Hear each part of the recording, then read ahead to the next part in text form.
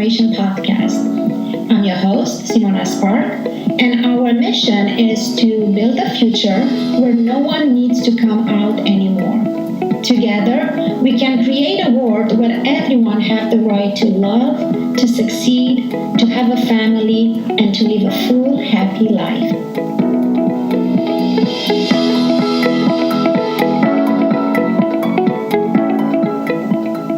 Hello everyone, welcome back. Our guest today is Scarlet. Welcome, Scarlet.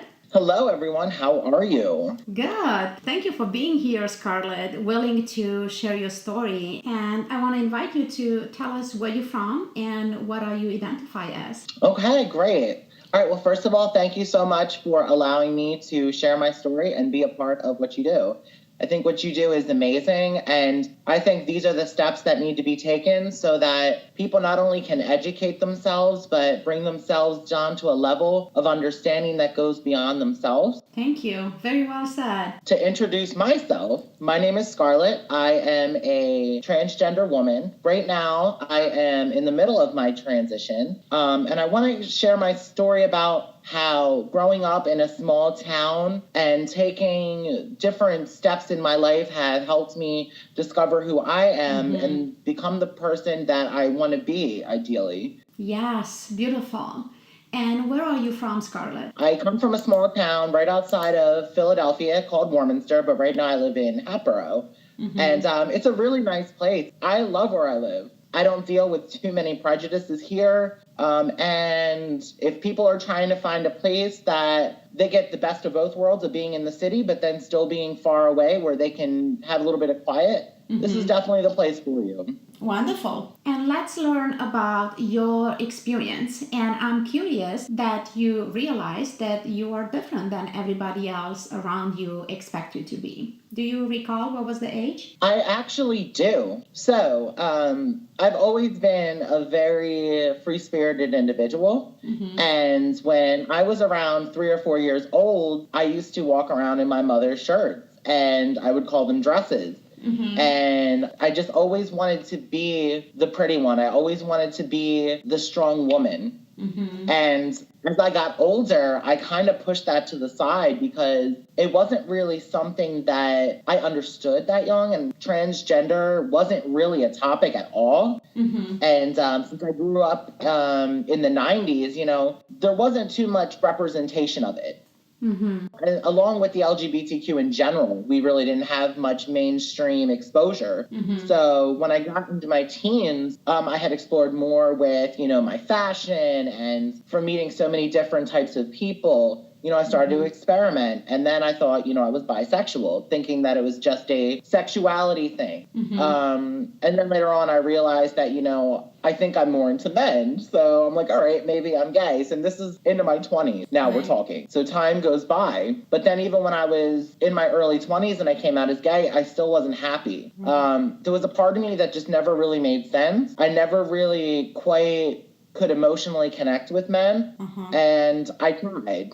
My whole life I've tried to build good relationships with males, but for some reason I've had such a difficult time. I don't know if it's because of my upbringing. I still live with my parents and they're still together, so I don't think it's entirely that. I think it's just I never quite got what it was to be a boy. And after living almost 30 years as a cis gay male, I realized that that's not my place. And now I know that from taking these small steps and coming out as transgender, my anxiety has definitely decreased, and I feel a sense of confidence in myself starting to bloom. Of course, you finally get to be who you really are. Yeah. And I think the one thing that a lot of people don't understand is there's no one shoe fits transgender person. And the world is a spectrum in general. And I just think that if we all expressed ourselves, if we take the time out to understand people and can kind of put ourselves in a situation where we could learn, which I guess is education, we can all evolve as spirits and people. And I feel like while taking this step down the road of becoming the transgender woman that I am, I've built kind of the person I need to be to live the life that I deserve to live. Beautiful. Yes. And how is it to live this life? It's hard because I grew up with so many mental problems. Like, I grew up with a lot of anxiety and depression, and I got bullied a lot, and I never quite had a home emotionally. I always had friends. That was never a problem. But it was just trying to find clarity in this mess. And it's still at times I feel like I'm a soda that's been shaken up. I'm colorful, but at any moment, if I go through something and I don't know how to take it, I'm going to explode like a soda. And I don't want to live my life like that. I don't want to live my life feeling like I have to be on the edge all the time. Thank you so much, Scarlet, for speaking to that. It is a real battle, especially for youth and young adults, in understanding and figure out the whole gender identity and this energies, masculine and feminine, and then growing up and try to match that internal battle and finding a balance with external world. It's a lot to ask. It's a lot of pressure. Yeah, I think the biggest battle in general in all of our lives, not just transgender, LGBTQ, is it's the battle between internal and external worlds. Yeah. We're given so many different images and we all process things differently. Yeah, but I think the biggest problem is it's not necessarily building ourselves up. It's keeping our armor on 24/7. It's heavy. It's emotional. And the most annoying part is we feel like we have to do things to get people's approval, and it's not right. Especially when you're taking the steps to live your life. It's like, why do I need to do all these things to maybe get your respect? Why? Yes. You know what I mean? Like, I respect you as who you are, but for some reason, you don't want to respect me. And why would I go out of my way to make my life more chaotic and more problematic and bring so much more pain when I just want to bring clarity? And I'm telling you this. Yes. It's daunting. Yes, it really is. I appreciate your sharing and really honor your vulnerability. And you're right. Why do we need to explain who we are and explain how we live our life? It is our life. Right. And that's all it is. That's all it is. With your permission, I would like to shift gear here a little bit and just ask you, how did you come out with your name? Which I absolutely love. I already told you that. Thank you. Oh, okay. For one, I am an artist and musician. And in my earlier 20s, I was a part of a rock band. And we all had different stage names. And at the time, I had gone through a stage in my life where I had just come out as gay, and I wanted to come up with a new character name. And at the time, we did like really, really dark and heavy stuff.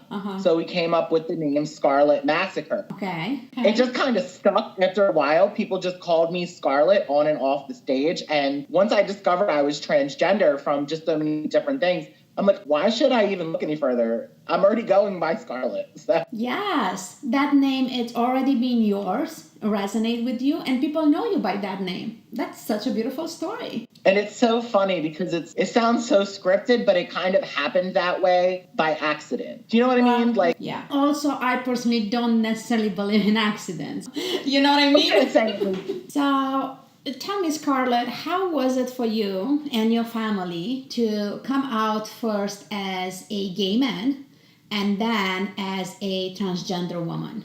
Well, I'll say this much. It's still a battle. It's not that they don't support me. It's that this is one of those situations where I feel like until I move out and I start living my life as the woman that I see myself, that it's not going to sit in because they see me every day. And even though they know that, when I go to work, everyone knows me as Scarlet, when I tell people. And I still get misgendered at times and whatnot because I don't have breasts or whatever. And I try not to let, strangers get to me. But, it's hard when you're at home and it's your family because we always think that, they're going to understand the most. But yet again, they're going through this change with you. Yes. And I can just be hopeful. I can hope, that one day, they'll just call me Scar and that this all will just be a memory, of the past and we can leave it there and visit it when needed. But at the same time, I don't want to hold this over my head. Yeah. And it's like I said, it's really difficult because everybody else pretty much calls me Scarlet besides my intermediate family and a few people from my past, but they don't really see my spiritual growth. So they don't really get it. They just see me as, the teenager or, the little flamboyant boy. And there's nothing I can do about that. Yes, yes. I appreciate that you recognize there is a change for them too. The reality is that we all have our own capacity of assimilating the new, the change, and going through the process on our own speed. I want to believe that everyone could be accepting and loving. It's just some people might need more time or more whatever they need. Yeah, and I think time is the only thing that will tell here. But it's definitely a journey that I will say, for anybody that questions their identity, go out and live your life. Discover these things about yourself, because this is what life's all about. Life is about making the best of our time. Yes. And I'm blessed, that, I have such supportive friends, and, I can go to work and my coworkers get it. And when I go and do my shows, everyone's usually really nice. But I think it's about how we hold ourselves up. That's another thing, is that, I try to be understanding of other people and their opinions and their upbringing and stuff like that. But we can't lie and say it's easy, because it's not. Yes, yeah. So what would be one advice that you could give to teenagers that might have similar experiences that you did? I think the best piece of advice is don't be afraid to try things, and don't hold yourself back when you feel something is wrong. I always had a hard time asking for help or whatever. And sometimes, we just can't do things on our own, and we need that support system there. So be good to your friends, be good to your family, and, just keep trucking. I mean, like I said, there's no one cure all. I know that, once I start my HRT, that my life isn't going to completely, change altogether. Certain things will. But at the same time, I still got to stay true to who I am, and, just hope for the best, because, we're super people, but we're not superheroes. Like, you know what I mean? Yeah. We're super people. Yes, I like that. I believe that too. I use it in my coaching practice. I truly believe when I talk with a client that everyone has their own superpower, and we are here on this planet to express that. Yes. Well, in closing, I just want to thank you, Scarlett, for being here today. And I trust that your story and your sharing will help some people to open their minds for new perspectives and open their hearts for more love. And especially the youth, to just let them know that it's nothing wrong with them and they're perfect as they are. Anything that you might want to add, Scarlett? Yes. I think that's a great way to end this, is just leaving people with that message that, it's nothing wrong with you. Your conscience is telling you something.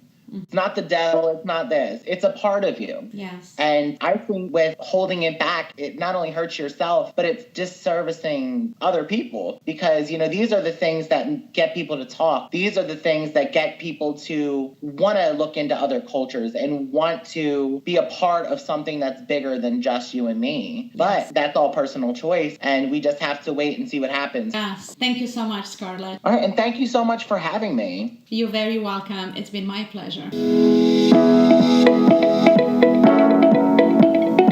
you for tuning in to Redefine Family, a Spark Transformation podcast. Feel free to share your story, knowing that your story could change someone's life. We invite you to spread the love by sharing our message with others. And leave your comments at spark@redefinefamily.com. Until next time, remember that you are the spark in your life. Just shine bright.